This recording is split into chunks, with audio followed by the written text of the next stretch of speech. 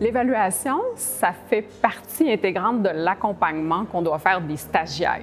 C'est-à-dire que l'évaluation est une tâche qui fait partie de l'accompagnement des stagiaires et qui généralement incombe aux superviseurs de stage et qui parfois peut être fait en collaboration avec la maison d'enseignement. Par contre, l'évaluation fait bel et bien partie intégrante de l'accompagnement qu'on offre aux stagiaires puisque l'évaluation va avoir un impact sur comment on va accompagner le stagiaire. Autrement dit, on va accompagner le stagiaire d'une certaine façon, tout dépendamment des apprentissages qu'il va avoir à réaliser et donc les apprentissages sur lesquels il va être évalué. Je m'appelle Martine Girard, je suis conseillère pédagogique au Cégep de Chicoutimi. Dans le cadre de mes fonctions, j'offre régulièrement de la formation aux superviseurs de stage. On les appelle aussi parfois les moniteurs de stage. Avant ça, j'étais enseignante dans un programme où il y avait des stages et j'ai eu à côtoyer les superviseurs de stage, mais cette fois-ci de ma posture d'enseignante qui accompagne les stagiaires et les superviseurs de stage. Donc, en stage, il y a deux types d'évaluation. Il y a l'évaluation qu'on dit formative. En milieu scolaire, on dit souvent que c'est l'évaluation qui ne compte pas. Et cette évaluation-là, c'est une évaluation qui a pour fonction d'orienter le stagiaire dans ses apprentissages.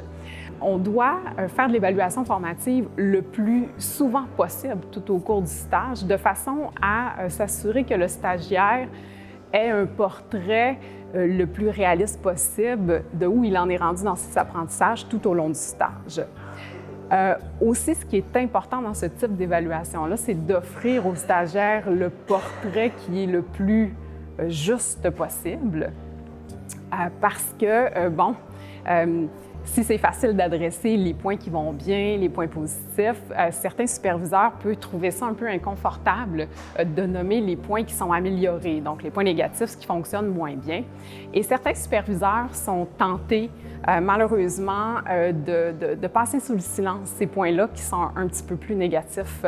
Et pourtant, ce sont les points qu'il faut adresser en priorité puisque ce sont les éléments à améliorer qui permettent à l'étudiant de réaliser des apprentissages. Le deuxième type d'évaluation, c'est l'évaluation certificative. Donc, c'est celle qui compte, qui se traduit généralement par une note ou une lettre. Cette évaluation-là, elle est particulièrement importante pour l'étudiant puisqu'elle pose un jugement sur le niveau d'atteinte des objectifs de stage ou des compétences qui sont déterminées par la maison d'enseignement. Et donc, c'est une évaluation dans laquelle les superviseurs peuvent se sentir aussi inconfortables puisque l'impact sur le cheminement de l'étudiant est très grand, particulièrement si le jugement tend à aller vers l'échec. Et tout ça se réalise de façon générale dans une modalité de co-évaluation. Alors, l'évaluation en stage prend souvent la forme d'un dialogue entre le superviseur et le stagiaire. Généralement, le superviseur va faire son évaluation de son côté, alors que le stagiaire va procéder à une auto-évaluation. Il va y avoir ensuite une rencontre dans laquelle il va y avoir un dialogue, ce qui fait que l'étudiant est très actif dans ses apprentissages en stage puisqu'il collabore à la co-construction, finalement, de ses apprentissages à l'aide du superviseur. Heureusement, malgré tous les défis rencontrés dans l'évaluation en stage, il y a quand même certaines actions, des choses qu'on peut mettre en place pour être un peu plus confortable ou se sentir plus outillé pour l'évaluation des stagiaires. Alors, la première des choses qui me semble importante, c'est de s'assurer de bien comprendre les critères d'évaluation et de savoir utiliser adéquatement les outils d'évaluation qui sont fournis par le programme d'études, par la maison d'enseignement.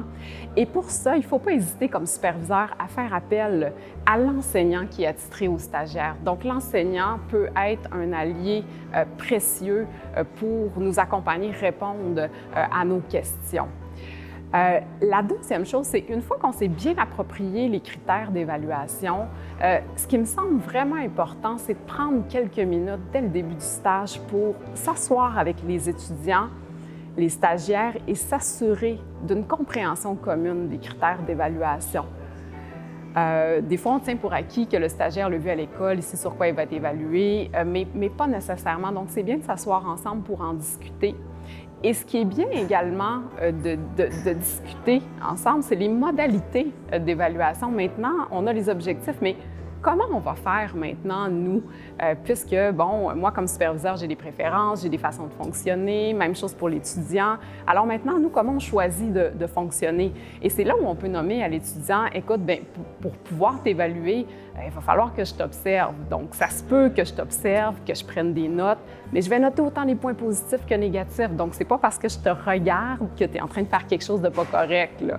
Alors, tu sais, déjà, éclaircir le processus pour permettre à tout le monde d'être confortable. Ça peut aussi être, bon, on va prendre des moments ensemble à la fin de chaque journée, on va s'installer ensemble, je vais avoir fait ton évaluation, tu vas avoir fait ton auto-évaluation, maintenant on va en discuter à la fin de chaque journée. Est-ce que ça te convient? Donc, en décider ensemble, là, comment on va fonctionner, comment on est à l'aise de fonctionner ensemble. Prendre le plus de notes possible est assurément une bonne stratégie pour pouvoir avoir des assises solides à son évaluation.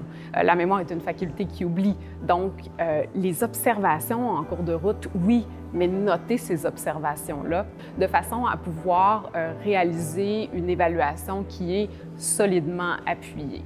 Finalement, le dernier truc, c'est de rester ouvert, puisque l'évaluation se déroule sous forme de coévaluation, donc de dialogue. Donc, en nommant son évaluation, il faut aussi être ouvert à l'auto-évaluation que l'étudiant va avoir fait de lui-même, donc d'être à l'écoute et d'être suffisamment ouvert parce que ça se peut que suite à cette discussion-là, on se rende compte que, bien, je vais revoir un peu mon évaluation que j'avais faite originalement. Donc, avoir cette souplesse-là, cette ouverture-là à revoir son évaluation.